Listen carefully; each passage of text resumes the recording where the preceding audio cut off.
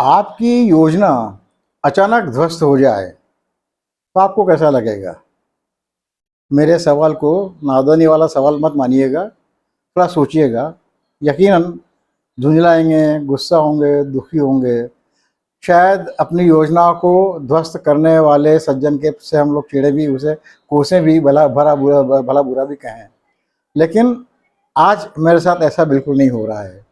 आज मेरी योजना ध्वस्त हो गई है और इसके बाद भी मैं रोज़ से सामान्य से दुगना खुश हूँ और प्रार्थना कर रहा हूँ कि भगवान करे मेरी योजना इसी तरह से ध्वस्त होती रहे और इस ध्वस्त होने में मेरा लाभ भी है, आपका लाभ भी है। आज की मेरी योजना थी कि मैं दादा पर जुड़ा हुआ एक बहुत ही रोचक और बहुत शालीन और राजनीति और साहित्य के समन्वय के की सार्थकता और सकारात्मकता को उल्लेखित करता, परिभाषित करता वाला एक बहुत ही तमीज़दार संस्मरण आपको सुनाने वाला था। लेकिन BL पावेचा साहब इंदौर वाले ने मेरी आज की सारी योजना ध्वस्त कर दी। पावेचा साहब को आप जानते होंगे, वो मेरे चैनल पे उपलब्ध हैं। दादा श्री बालकवी बैरागी से जुड़े हुए उनके दो बहुत रोचक संस्मरण इस वीडियो उपलब्ध है, आप उन्हें देखिएगा। तो पावेचा साहब मेरी बहुत चिंता करते हैं, मुझ पर बड़ी कृपा करते हैं और आज उन्होंने मेरी योजना ध्वस्त की। लेकिन मेरी योजना ध्वस्त करते हुए मुझे, मेरी चैनल को और आपको भी समृद्ध किया है। पूरा माजरा क्या है सुनिए, फिर आपको आगे बताता हूँ। नमस्कार, मैं विष्णु बैरागी और आप देखना शुरू कर चुके हैं मेरा यूट्यूब चैनल बैरागी की बातें। मेहरबानी करके मेरा चैनल सब्सक्राइब कीजिएगा। मेरी उम्मीद से ज़्यादा सब्सक्राइब आप कर रहे हैं, मुझे समृद्ध कर रहे हैं। फिर भी जैसा कि हर बार कहता हूँ, बहुत लालची हूँ, कमियों का, कमजोरियों का पुतला हूँ। तो थोड़ा मुझे आपसे और चाहिए, हर बार चाहिए और चाहिए। आइए BL पावेचा साहब ने जो आज मेरी योजना ध्वस्त की उसकी बात करूँ। कल पुरुषोत्तम दास जी टंडन, राजर्षि पुरुषोत्तम दास जी टंडन जो विधानसभा के स्पीकर थे, उन पर केंद्रित जो कल मेरा वीडियो था, उसको देख सुन के मुझे आज पावेचा साहब ने टेलीफोन किया और उन्होंने दो बहुत सुंदर प्रसंग मुझे उपलब्ध कराए। ये प्रसंग आदमी की अपनी खुददारी के बारे में और सार्वजनिक जीवन में अपने व्यवहार के बारे में आदमी किस तरह से सोचता विचारता या कैसा होना चाहिए, इसके शानदार परिभाषाएं, व्याख्याएं इसमें आपको मिल जाएंगी। पहला उदाहरण विलायत खान साहब का। विलायत खान साहब के बारे में जैसे कहिए, इतने बड़े आदमी, उनका नाम लेने से पहले सोचना चाहिए। अपने समय के महानतम सितार वादकों में से एक रहे हैं। इसी विशेषण के साथ, महानतम सितार वादक के साथ जाने पहचाने गए और आज भी इसी विशेषण के साथ याद किए जाते हैं। 75 वर्ष की उम्र में, 75 वर्ष की उम्र में उनका निधन हुआ। 28 अगस्त 1928 को उनका जन्म आज के बांग्लादेश में जो गौरीपुर है वहाँ पर हुआ था और 13 मई 2004 को मुंबई में उन्होंने अपनी अंतिम सांस ली। आजीवन सितार से सोबत निभाते रहे, सितार को अपनी सेवा देते रहे, सितार को समृद्ध करते रहे और सितार के जरिए अपने हुनर को दुनिया में फैलाते रहे। और अगर मई 2004 में उनका निधन हुआ, उससे कुछ दिनों पहले तक उन्होंने अपने जीवन के 75वें वर्ष में उन्होंने अपनी अंतिम प्रस्तुति दी थी। अब इससे अंदाज लगा लीजिए कि कैसे, जैसे कि ये समर्पित कलाकार रहे होंगे। वो अंतिम क्षण तक सितार से मोहब्बत निभाते रहे।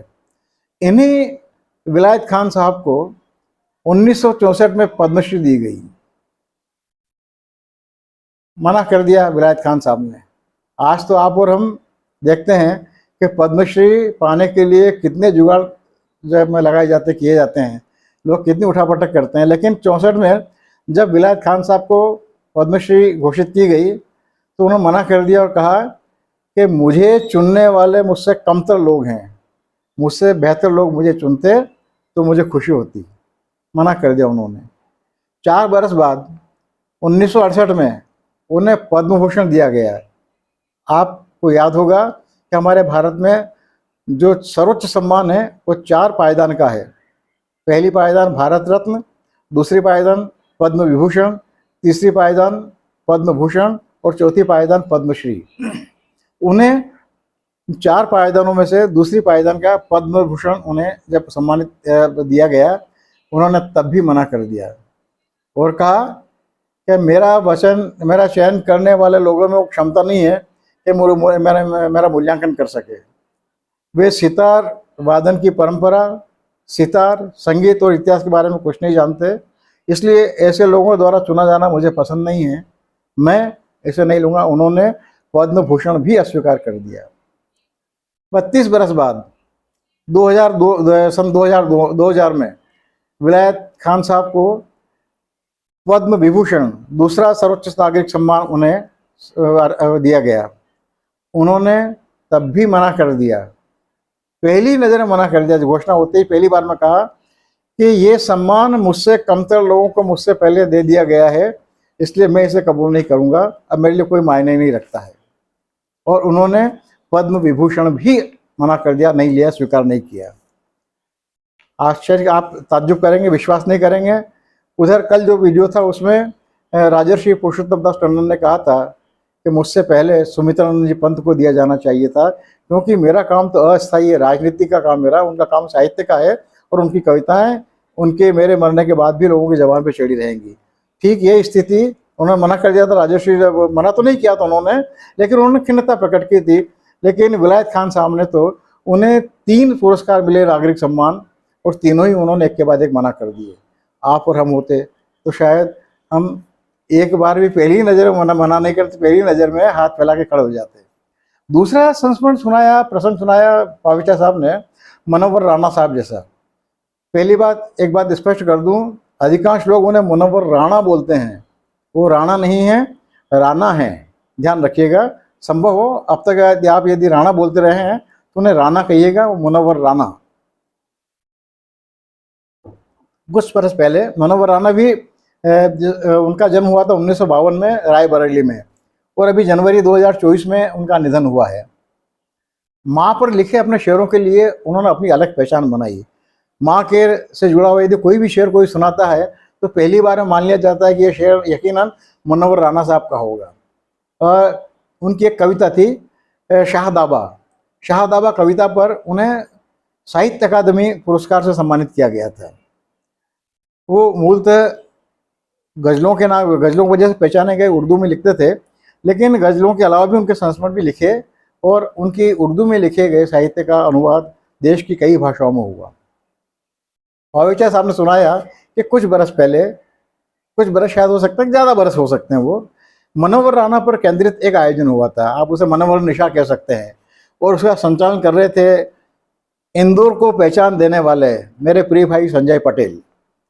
बात बात में संजय ने पूछा मनोहर राणा साहब से कि आपको ये अलग अलग तरह के जो सरकारी पुरस्कार होते हैं ये क्यों नहीं मिलते हैं।